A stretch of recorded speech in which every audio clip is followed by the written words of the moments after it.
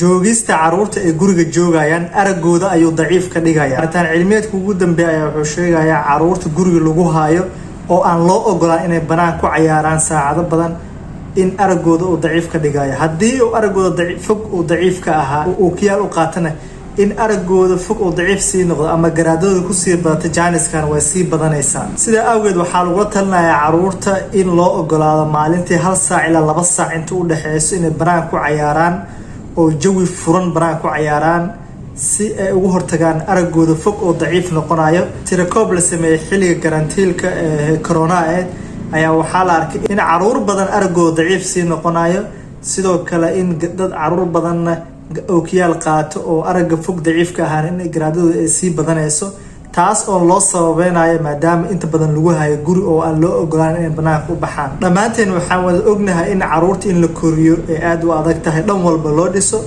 haddeertaana in haddii aad hore u aaminsaneed in caruurta guriga lagu haayo oo banaanka loo bixin in aad daryeel fiican siinaysid, haddeertaan sheekada midaas ma ahan.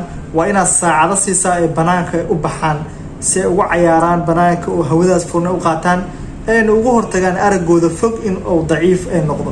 adiga ahaan caruurtaada mise saac ayaa maalinta u ogolaatay inay banaanka ku ciyaaraan. horeyna muu ogsooneed in caruurta oo guri lagu haayo in ay keeni karto inay aragooda fog oo daciif u noqdo. haddii aad ku sugan tahay meel aan amni ahayn oo kale sida Soomaaliya oo kale, meelaha qaar oo amni ahayn oo haddii caruurta banaanka u bixisid isdhiis waa laga xadayaa. adiga waalidka ayaa mas'uuliyad ka saaran tahay inaad amnigoodna xafidid, ama haddii aad u raacisid ama si kale haddii aad u waardiyeynaysid arrintaana fadlan aad gudatid oo aragooda fog oo daciif noqonaya aad kaga hortagtid oo saacad ilaa 2 saac u ogolaatay maalintii inay banaan ku ciyaaraan kadibna gurigooda ugu soo celisid. intaas ayaa muuqaalkeena kusoo gabeynaa. haddii aad muuqaalkeena ka faa'iidaysid like saar, haddii aad ku cusub tahayna subscribe noo saar. waxaan idin rajeynayaa meel baa joogtiin caafimaad iyo nafiyo.